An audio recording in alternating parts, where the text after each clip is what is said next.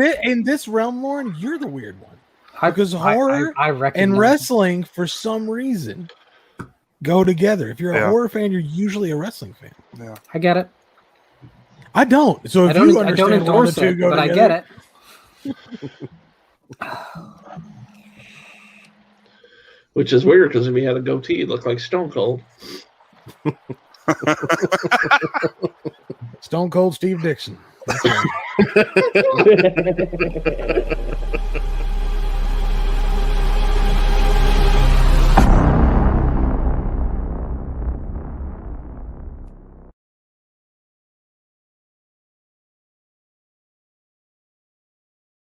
Welcome to Smores Indoors and the most unique movie collector interview series here on YouTube, The Collector's Inquisition. I am Corey, your host, and this is a special week you've tuned in for because it is Pack Week.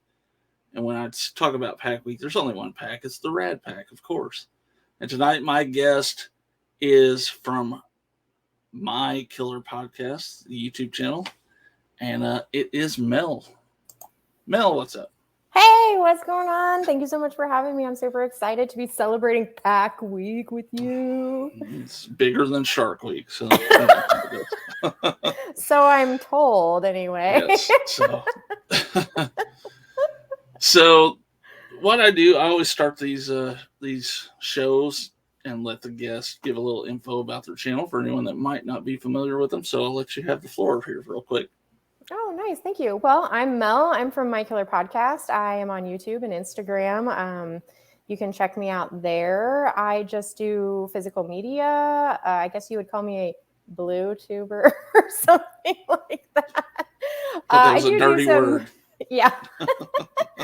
I do movie reviews and stuff like that too, but I'm also part of the Rad Pack. I'm wearing my Camp Rad Pack shirt for y'all.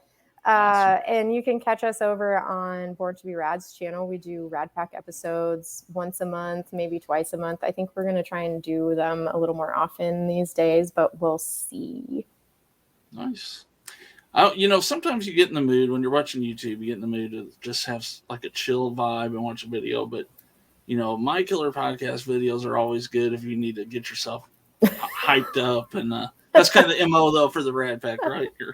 Yeah, I always thought my videos were just goofy, and I'm just here, and I record, and I do the dumbest stuff, and I'm just like, whatever, I don't care. I'll just leave it in, and people can see how dumb I am.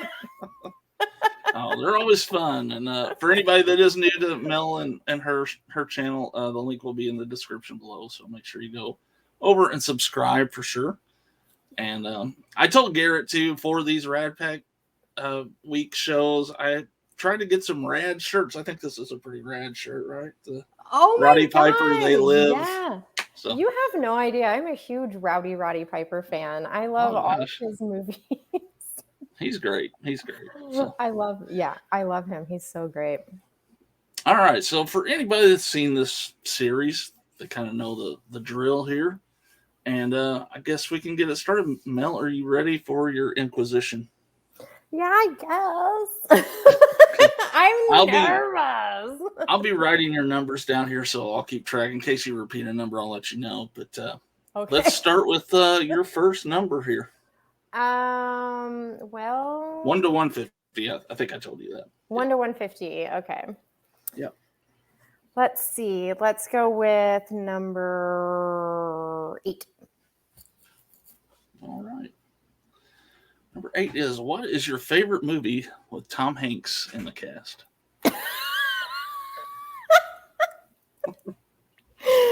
Oh my God. Okay. Are you a huge Tom Hanks fan? Is that why this is a question? No, it's just he's a big name, so I thought that he's a big name. Okay. Good question. This is funny because my all-time favorite movie is a Tom Hanks movie. Oh, nice. And that's The Burbs. Good choice. It's my all-time favorite movie. It's just one of those movies that I can watch over and over and over again. It never fails me ever. I took that movie to college with me. It's just come with me my entire life. I love that movie. So you have good intuition. You picked the right question first. So. All right. Number 2, what's your next number? How about 100? Okay. That seems like a nice round number.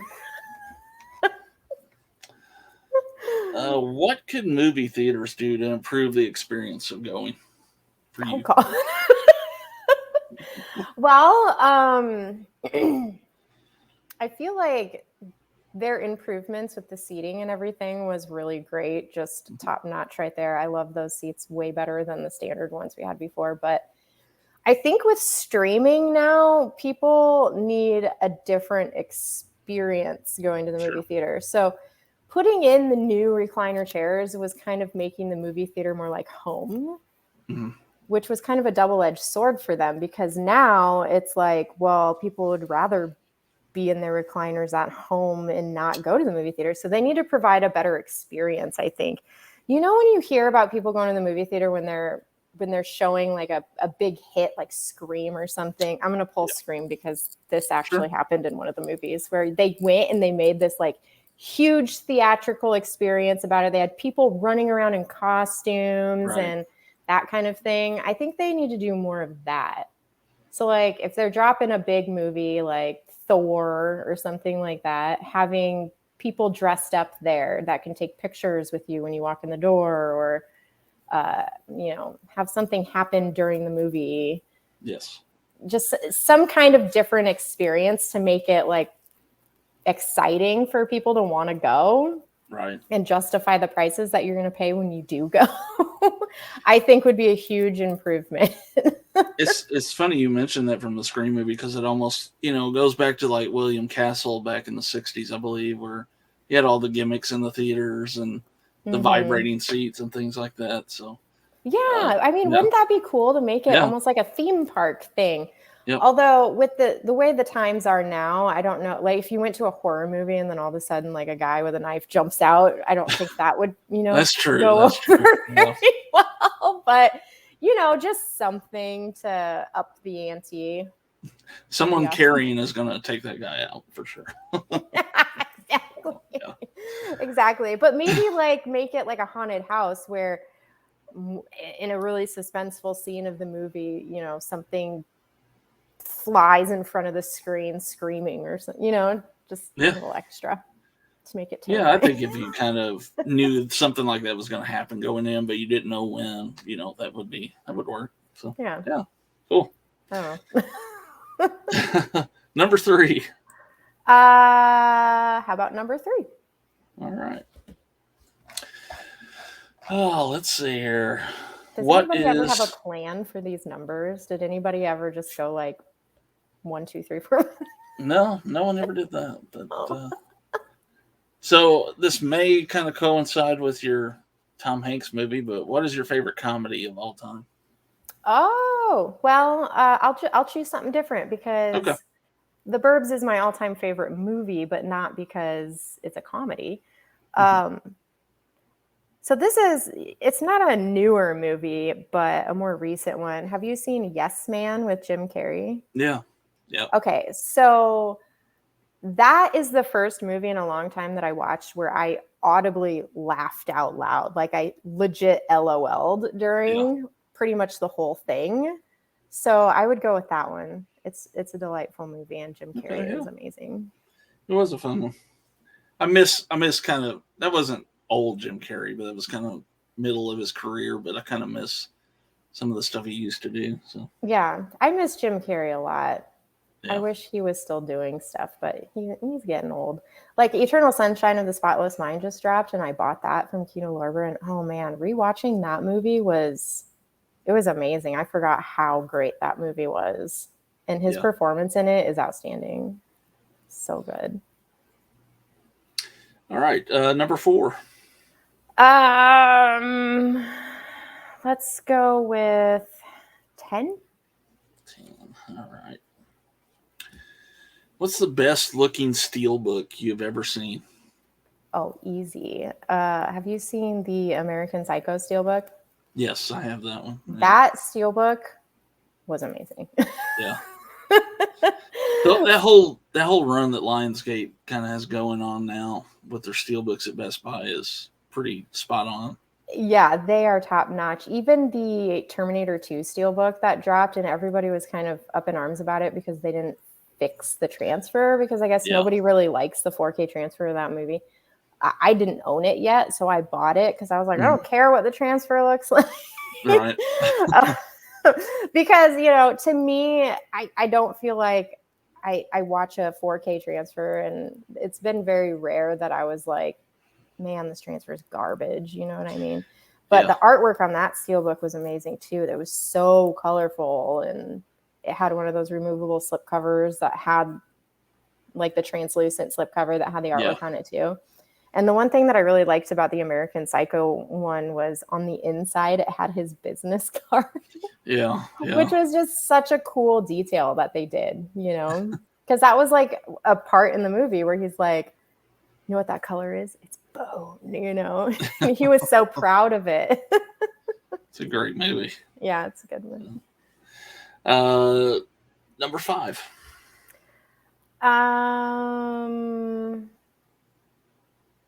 86. All right.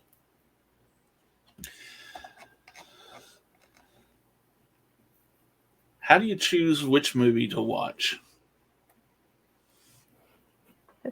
I don't. Is that a good is that a good answer? More often than not, I'll sit there and I'll stare at my movie collection for so long that I'll just run out of the time that I have the movie. Or if it's late at night and I'm just on streaming, because I'll stream movies too, you know, whatever. I'll be looking for a movie for so long that I'll just end up watching something on regular TV or fall asleep or something like that. So it's very rare that I actually pick out a movie and watch it. Most of the time, if I get around to watching a movie, it's because I have to watch it for, you know, the YouTube channel or something. Yeah. It's funny, you know, I'll have a night set. I'm like, oh, okay, I've got nothing to do tonight. Tonight I'm watching a movie for sure. The whole night is spent on YouTube. And I get nothing watched. So. I do that too. If I'm sitting there and I'm about to watch a movie and I see that one of my homies is live streaming or something, I'll be like, oh, well, I guess I'm watching YouTube instead. And that seems like a nightly thing these days. So, yeah. Like, okay, well. It's all good though. All right, number 6. Let's go with, let's do 95. Okay. What's the last movie you watched at the theater? So I'm not a big Marvel person, but I went with somebody that wanted to see Thor: Love and Thunder. So that was the last movie I went to the theater to see, which, unpopular opinion, I actually really liked it. Yeah, I hear a lot of hate for it, but yeah, people, well, and it's probably like the true, you know, Marvel lovers who follow the universe. Well, at least this is, in my opinion, follow the universe and know all the things about it. I'm a very casual superhero person, and I don't know all the things. So I went into that movie, and the soundtrack alone was enough for me to be like, yeah, this movie is a rocket. Nice. And then I really liked how they wrapped it up in the end, you know. I mean, I won't give away any spoilers, but the end, like, kind of got me. I was a little, like, teary-eyed, like, oh, my God, I love this. Yeah, I'm real casual with it, too. I just can't keep up. There's so much to that universe that I can't. Yeah. So. Yeah, and when they started adding, like, the multiverse stuff, it's getting crazy. Yeah, it's insane. So. I give up. I'm too old for that. Number 7. Let's do something in the hundies. Let's do 113. All right. What is a favorite memory from high school?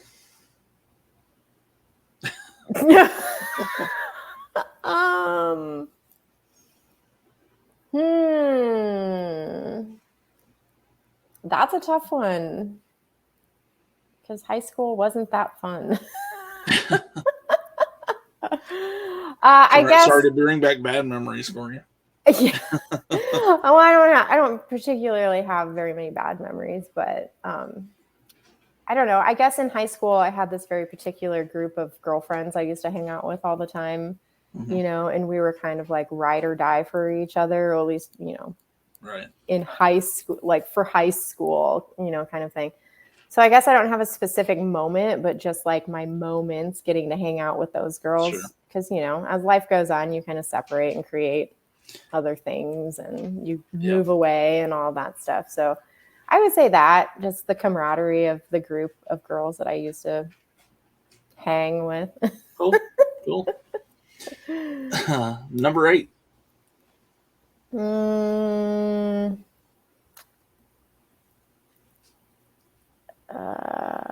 143. All right. Hopefully this isn't as cringy as a question. Yeah. Well, maybe it is. That one was tough. Oh no. Would you want to live to see 100 years old? Oh, that's random. Well, it depends. What does my health look like? Mhm.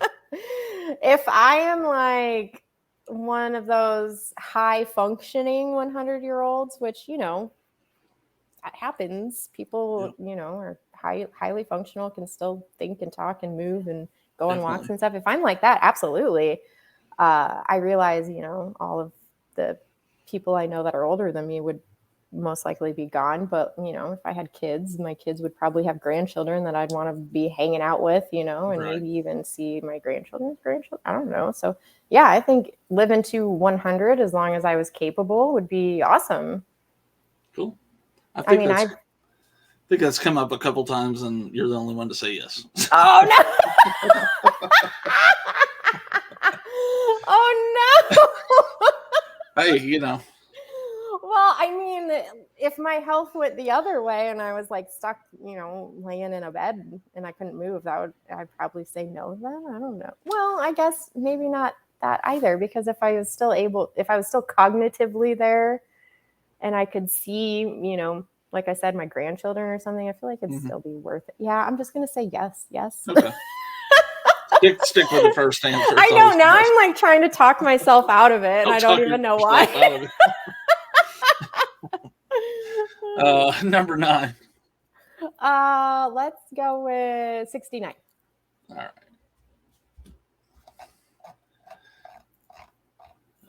Let's see here. What's your favorite quote or line from a movie? Oh my God, there's so many good ones. I could like quote everything from The Burbs. I would say every quote from The Burbs. No, just kidding. There is one quote from a movie that I say all the time. I say "There go the goddamn brownies" all the time, but that's from The Burbs. But have you seen the movie I Love You, Man? Yes. Okay, so Paul Rudd in that movie, he's like nerdy and he messes up his language all the time because he's like nervous or something. Yeah. And because of that movie, I started making up my own words. So I do that all the time now. But at one point, he's on the phone with, what's his name? Is it Jason Segel? Yeah, Jason Segel. I kept wanting to say Seth Rogen. I was like, that's not right. Jason Segel. And he's like, he goes to say goodbye, but instead of saying goodbye, he goes, "Latest on the men, Jay." So I literally say goodbye to people that way. I'll be like, "Latest on the men, Jay," and then I just peace out. Nice. So it's not You're a great what? quote. It's not it's not inspiring or anything, but it's definitely one that I say all the time. I like it. Good. No, I'm just embarrassing myself. Oh, you're fine. Number 10.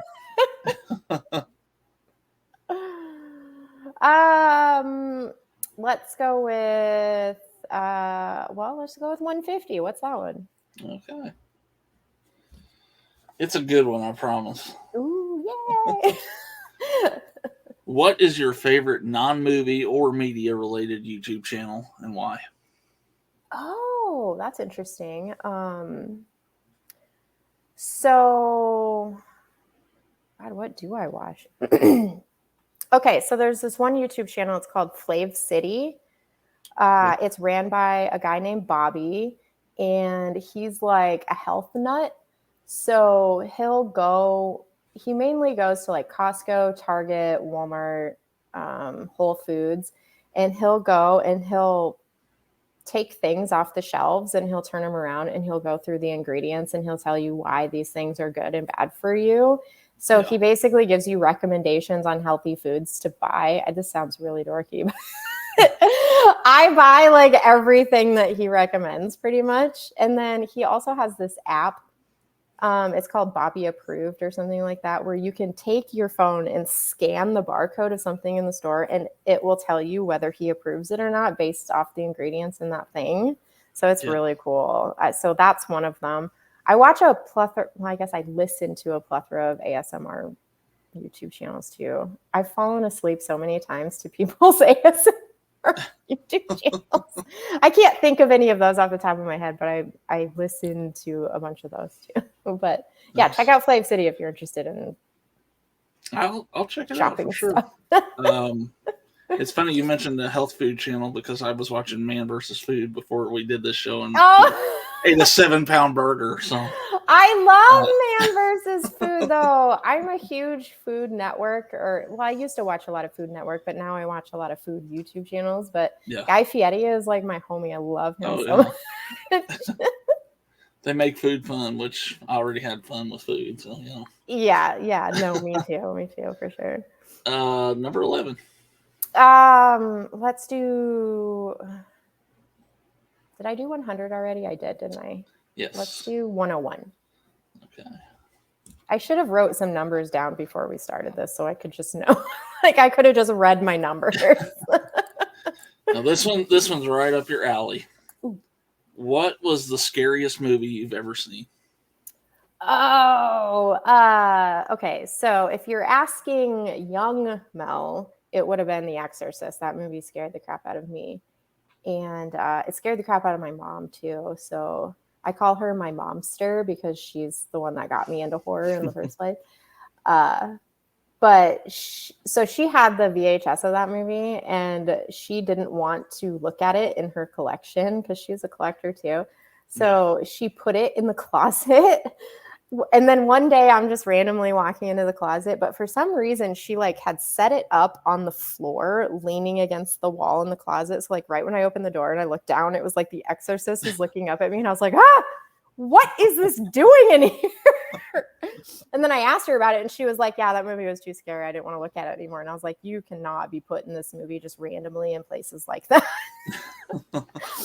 But if you were to ask adult me, I would say, so just recently, I guess it wasn't recently, but it was within the last 10 years, I saw this movie. It was called The Fourth Kind. Okay. Have you seen that one with Mila Jovovich? Yep. That movie scared me to death as an adult.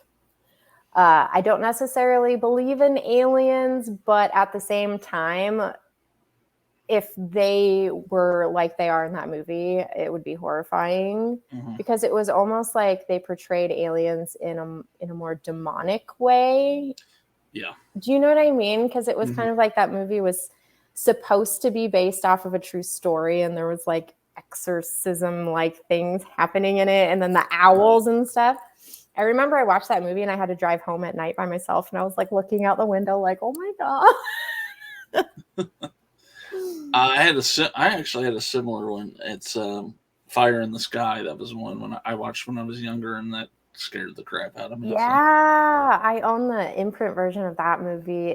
That's a really great movie too. Aliens, for some reason, scare me more than anything. I don't know why.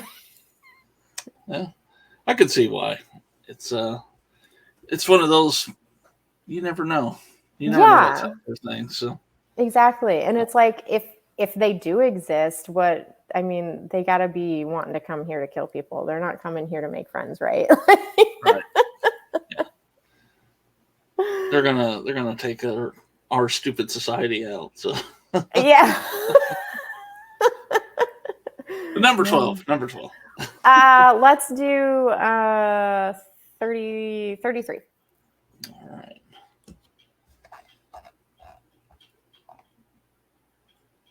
Do you ever cry during movies? Oh, this is embarrassing. Yeah. I cry all the time. It's not embarrassing. I'm a big ball baby. There's a lot of things that make me cry. I cry during sad movies. I cry during happy movies. You know, I cry if the dog dies. I cry. Yeah. Not like, you know, ugly. I'm not like crying, but like I'll tear up. I'll have like Sure. a thing happen. Sure. So yes, I mean I should have just said yes. Like Definitely. No shame in that. like these are yes or no questions. I don't know. I had my friend on the Friday, and he freely admitted that he teared up during Titanic. So you know. It's all Oh, how do you not though? How do you That's at true. the end when she like busts his hand off the door and like lets Leonardo DiCaprio go? He mentioned this part that was the same part for me that kind of got me watching that the first time, is when the elderly couple are in the bed together and the water's rushing under them. Oh, Because you and know he there were just people sits like there. that in the real event. So yeah. That is really sad. I mean, I got really choked up too when it was like everyone was rushing for the boats and like Oh yeah. people were not letting people on, or they were like dropping the boats before they were full and just being real not kind people. That was sad, you know. Definitely. All right. 13.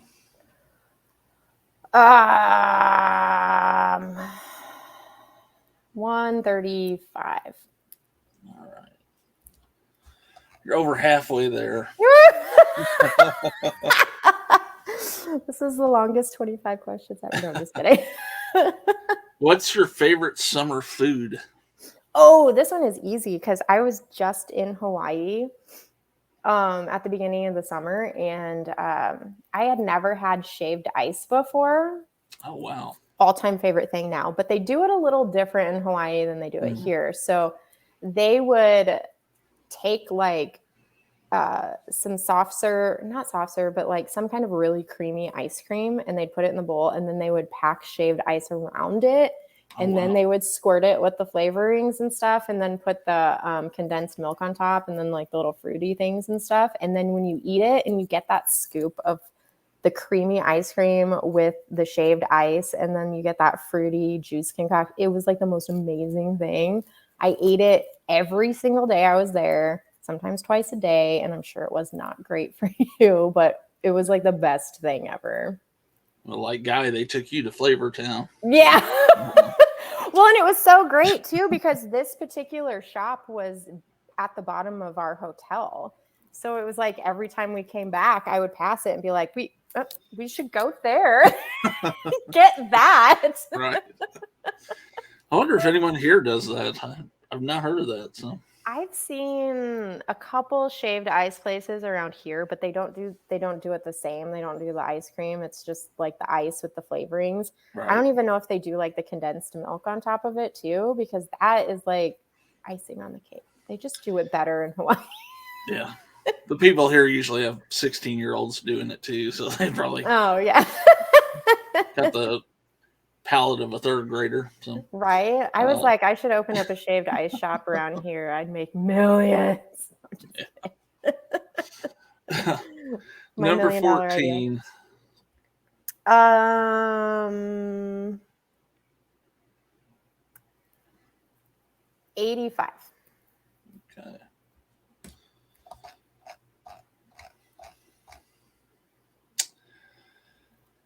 Are there any sequels that are as good as the original? And if you know of some that you like that are as good as the original, name them. No, this is the kind of on the spot question I was hoping not to get. Sequels are almost never as good as the original. Well, I guess Evil Dead 2 was pretty good.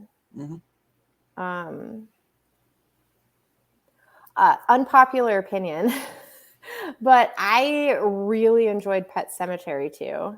Okay. That one was really good.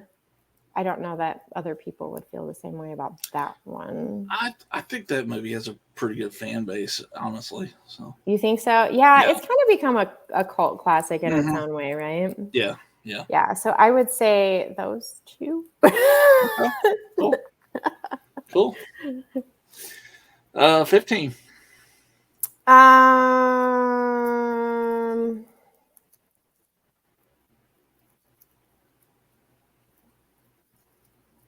63. All right. What do you think are some of the most important innovations of the last 50 years?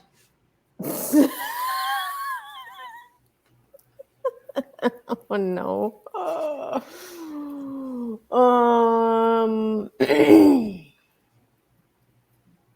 Okay, well, I don't want to talk about the obvious ones.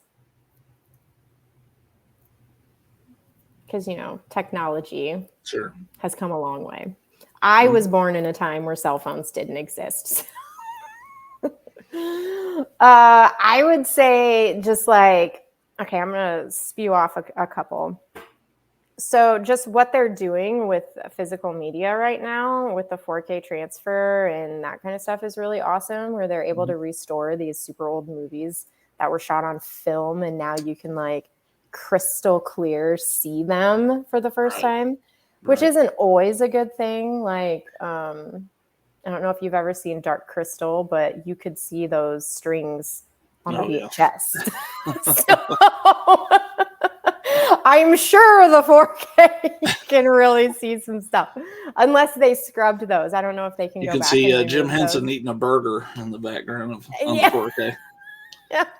I'm sure the Labyrinth was the same way. Do you remember that scene where like they weren't chickens, they looked like big birds or whatever, but they were like taking their heads off and throwing them at each other. Like that scene too. I'm sure the 4K transfer just ruined that. But I would say that. But actually, now that we're talking about this, so one of the best inventions, like, I'm not going to say ever, but really comes in handy is, so I'm from a small town. So we have a lot of like gatherings, as you would call them, where everybody brings their families over to your house and we have backyard parties and stuff like that.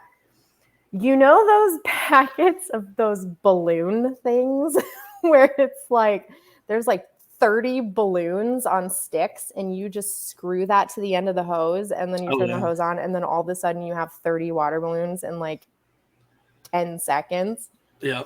Those things are amazing because not only do you not have to fill up a water balloon with water and then try and figure out how to tie it off and not break it and not lose all the water, but you can make hundreds of them in a matter of minutes, and it's entertainment for the kids, it's entertainment for the adults, it's entertainment for all. That is an amazing idea. And you want to know why it's the best idea is that person didn't invent the straw, they didn't invent the rubber band, and they didn't invent the balloon. They just took those three things that were already created and put them together to make this glorious thing and made millions of dollars off of it. I can tell you one thing that's probably for sure. Anytime this question comes up again, you're going to be the first and probably the last to bring up innovations in water balloons. So that's your mark of fame on this show. That is my claim to fame. That's embarrassing. The internet was good too. Oh no. I've ruined myself. We'll move on. 16. Well, and the only reason why I thought about that was because we just had a party where we were playing Battleship, where it's like 5 people are on this side, 5 people are on this side, and you have to launch water balloons at each other behind a wall. And then if it hits somebody and you sink their water ship, you're out. So we went through so many water balloons playing that game. It was ridiculous. Hey, I'm not mad at the answer. I like the answer. Okay, so let's do. Now I'm having a hard time remembering what numbers we did already. 128. All right. Let's try that. I haven't repeat. No, I did. Yeah. I tried to repeat 100. Well, we kind of mentioned aliens a little bit, but you think ghosts are real? Oh no. Okay. So this is gonna be another complicated answer. So I'm probably gonna have to go with no, but I really want them to be real. You know what I mean? Yeah. Because like I used to watch Ghost Hunters all the time. Did you ever watch that show? Oh yeah. With the Roto-Rooter? We had a guest on a show that he's kind of pretty famously known that they went to his house. His house is like 2 doors down from where the Manson murders happened. Really? So, yeah. And he That's had some paranormal super awesome. stuff supposedly happened during our stream. So That's crazy. That would be so cool. I just remember the Lighthouse episode. Did you ever see that one? Yeah, yes. That one scared the crap out of me because it was like they like pointed the camera up and there was like that black shadow that like I don't know, whatever. Yeah. So I love watching ghost hunter stuff. I love reading ghost books. Paranormal stuff is my jam. I love watching paranormal movies. I love the myth behind the paranormal stuff. Like I love hearing ghost stories that people, you know how you have your friends that are like, oh, this happened to me. Like that stuff is so interesting to me. And, I've had some unexplainable things in my life, but man, I feel like if they were real, there would be more things. You know what I mean? Like, because it's like every paranormal show or ghost hunter show you watch, like, yeah, things happen, but you never see anything. It's like aliens, nobody knows if they exist, but you think if they did, we'd know about them by now. I don't. Yeah. So I guess if I'm being honest, no, I don't think they're real, but I wish they were because it'd be interesting. Yeah. My favorite Ghost Hunters episode was early on, they were trying to debunk everything. That was part of their thing. And they went to this guy's house that was having all these experiences. And their determination at the end was he just had a lot of mold in his house. What? Like, do you have a lot of mold in here? I didn't know mold could do that. Apparently. So I kind of stopped watching that show because I watched one of the Halloween episodes, which I shouldn't have done. But you could definitely tell that they were like faking a lot of stuff just because it was the Halloween episode. And then I was like, okay. Yeah, it got pretty bad later on. Yeah, it did. It really did. Number 17. 76. All right. Sorry, I got a train going. Train's coming in. Sorry. So we know you're a big horror fan, but what other genres of movies do you like? Other than horror? Mm-hmm. Mm-hmm. So I really enjoy comedy. All subgenres of comedy. If I'm not trying to scare the pants off myself, I'm wanting to laugh. You know what I mean? Like anything that makes me laugh and makes me smile, I just enjoy so much. So comedy would be my number 2 favorite genre. You get the whole range of emotions there with those two. So yeah. Yeah. For sure. 18.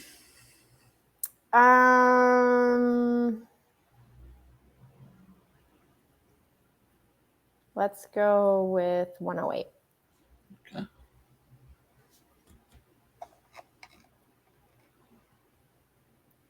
What TV show are you hooked on or were recently hooked on? So I just got done watching the 2nd season of Only Murders in the Building. Okay. And it has Martin Short and Steve Martin in it. I really like that show because it combines murder mystery and comedy. And I'm a huge Steve Martin fan. He's charming and he makes me laugh. So I really enjoy that show. Cool. And it has like podcasting stuff in it. So it's like, fun.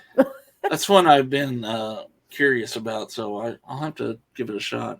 For sure. Yeah, check it out. It's just a fun watch. It's not like a Game of Thrones where you're like, oh my god, this is the best thing I've ever seen. But you'll get a chuckle out of it. They're a great pairing, those two. So. Oh my God, they so are. And I haven't seen Martin Short in anything in a really long time, and he is just adorable.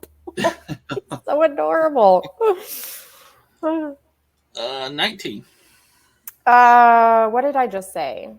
That was 108. 108. Let's do 105. I'm running out of numbers. I feel like. It's funny. It's only 25 out of 150, but you know. It's right. harder when I didn't write down my numbers and I don't know which ones I picked now. What is the scariest horror movie or horror book monster? Oh, that's easy. The Nun. Oh. The Nun is the scariest thing I have seen. Does that count? Yeah. Does she count as a monster?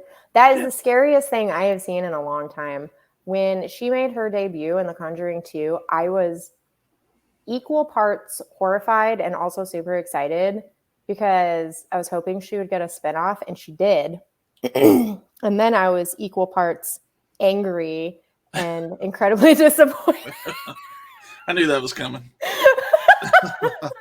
Her movie sucked so bad. It was just, they did her dirty. They could have done something great with that character. She was terrifying in The Conjuring 2, and she was in it for less than 10 minutes of like the whole movie. You know what I mean? And that was the part of that movie that stuck out the most and scared me the most. They could have done something amazing with her, and they totally flopped her movie. And I will forever be upset about that. Yeah. I know someone that really loves the Nun movie, and his name isn't Curly Jaws either. I just couldn't with that movie. It wasn't scary. They just didn't, I don't know, they didn't do it right. I wanted something like The Conjuring 2, but just all about the nun. You know what I mean? Like have Ed and Lorraine in there and have the nun be creeping on a nunnery or whatever. I don't know. Something like that, but something creepy. But I don't know. The Nun, the movie just was, it wasn't scary. It didn't invoke those same feelings. That introduction to the Nun, though, in Conjuring 2, that's a crazy scene, yeah. Yeah, it was horrifying. Number 20.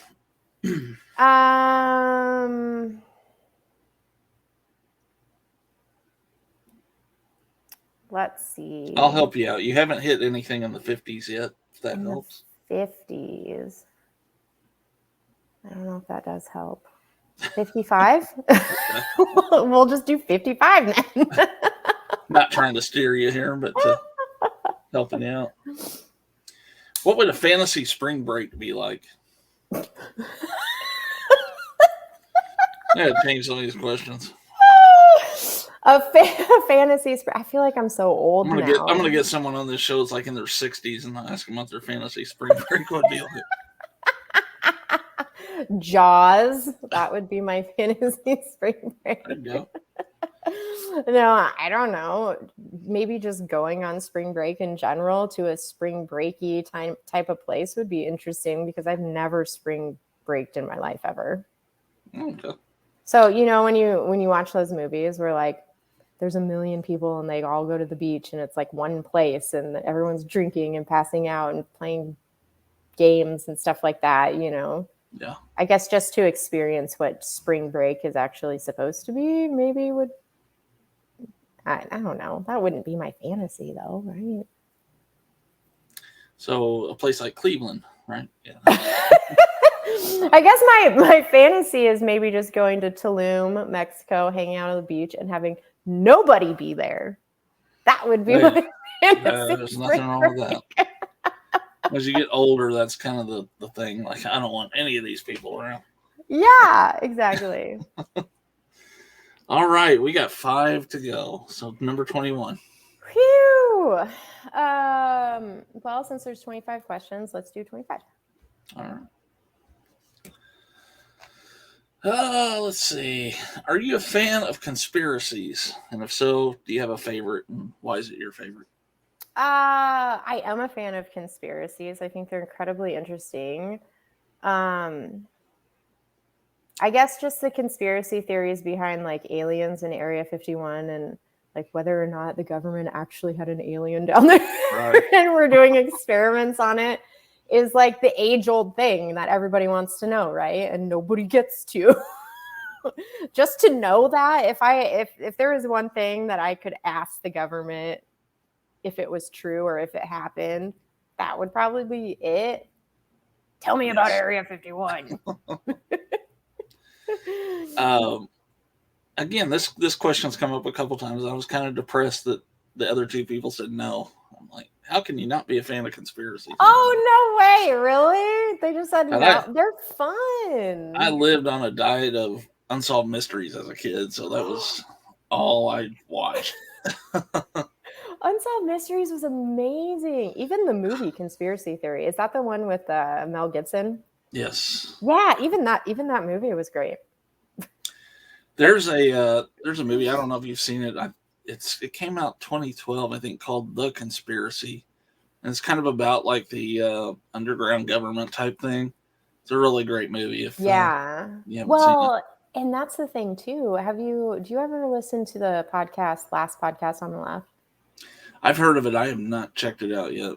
Okay. So they talk a lot about like what goes on in the White House and like with Congress and stuff, and all of them guys having that, like, I forget what it's called, but that private, it's not an island, but it's like a place in the middle of nowhere that not even Google Maps you can look at where they go, and there's like creepy crap that goes on. Yeah. Like even that is, interesting. Oh yeah. That's kind of the theme of that movie too. But yeah, that it's interesting. Yeah. And scary. So, cool. 22. Let's do 45. All right. Oh, do you think that being a fan of something helps define who you are?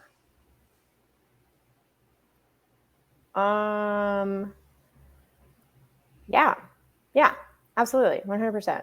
I think being a fan of something is you liking something, right? Sure. So I think anything that a person likes and anything that a person does defines who they are.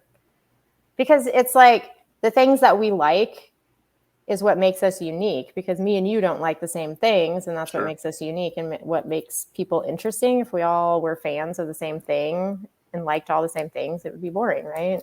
Mm-hmm.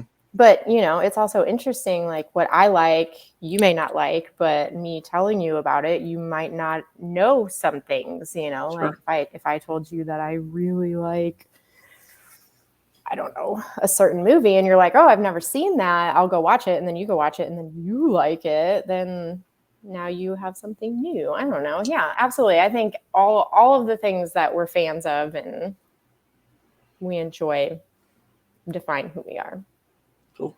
Awesome. Or maybe it's who we are that defines the things that we're fans of. Well, I think there's some truth to that too, probably. Like life events kind of steer you in the direction of certain things that help you cope with whatever you're going through. So, Yeah, 100%. 100%. Yeah. So absolutely. 23. Oh God, no. You only have to figure out 3 more numbers here.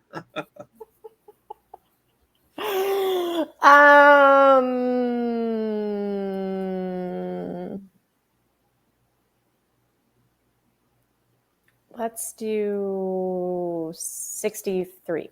Excuse me. We did that one. Damn it.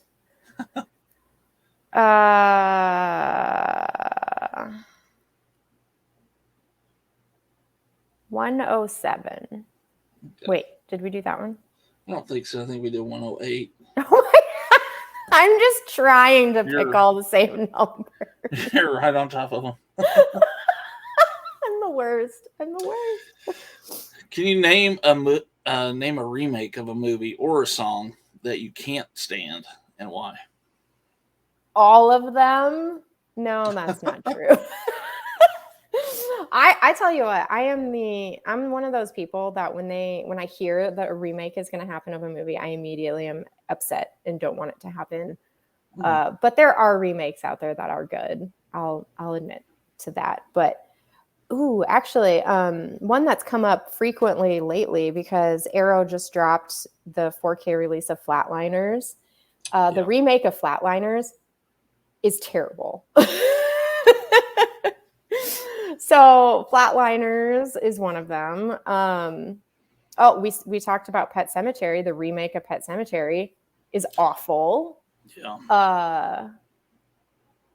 I am definitely on the side of I did not like the remake of Candyman. Okay. God, what was it? There's another one that I really, really upset me. It's funny you mentioned Candyman. That's a love it or hate it one because I like it a lot. Oh, really? Yeah. Yeah, that one is really divisive. People Yeah. absolutely loved it or they absolutely hated it. But God, I don't know. I didn't like what they did at the end of that one. But Nightmare on Elm Street too. The remake of that one really upset me because they turned Freddy Krueger into a worse villain, I'm just gonna say at the end, than what he was in the original. And that really upset me because I don't know. It just really upset me. Yeah. Because Freddy Krueger is one of my faves, you know. That's a tough pair of shoes to step into too. That was probably not a good idea to do that without Robert Englund. Yeah. So. Well, and I feel like too, there are just some characters that just you can't replace them. Like Robert Englund as Freddy Krueger, you can't replace him. And like Brad Dourif as the voice of Chucky, you can't replace him. Yeah. And specifically because he is the only one that has ever touched Chucky until the remake. Right. You know what I mean? Mm-hmm. So he did the whole franchise of movies and he's doing the TV show. Yeah. So like, don't touch it. Yeah. Don't mess with a good thing. I agree. 24. Have we done? Let's do. I know we didn't do number 2, or did we? No, we didn't. You did number 3. Jesus. This is a good question though. Okay, good. What is the most you are willing to spend on a single physical media purchase? Oh, the most I'm willing to spend, and not the most I have spent. Willing to now. Better using better judgment. Okay, so I am more willing to spend $50 on a single movie release than I have ever been willing to spend before. Okay. Just because like Second Sight right now is coming out with some really great releases of single movies. You know, it's not like you're buying a box set for $50. You're buying one movie. That's insane. You shouldn't have to pay $50 for one movie. But I am more willing to do that these days. Is that the most I've ever spent on a movie? No. Yes. I spent quite a bit of money buying an out-of-print steelbook of The Burbs from Arrow. Because I had to have it. I have the UK version of that release, The Burbs from Arrow. You do? Mm-hmm. So I am looking for the German media book of that movie. It's like super hard to find. I can't seem to find it anywhere, but that release is really cool. The artwork on it is amazing. They do an awesome job with those media books. For sure. They do. I like them a lot. Can't read them, but yeah. Yeah, I mean, and that's why I'm not, super upset that I can't find it. But if I ever stumble across it, I will purchase it. Yeah. All right. Last question. What's your number? Have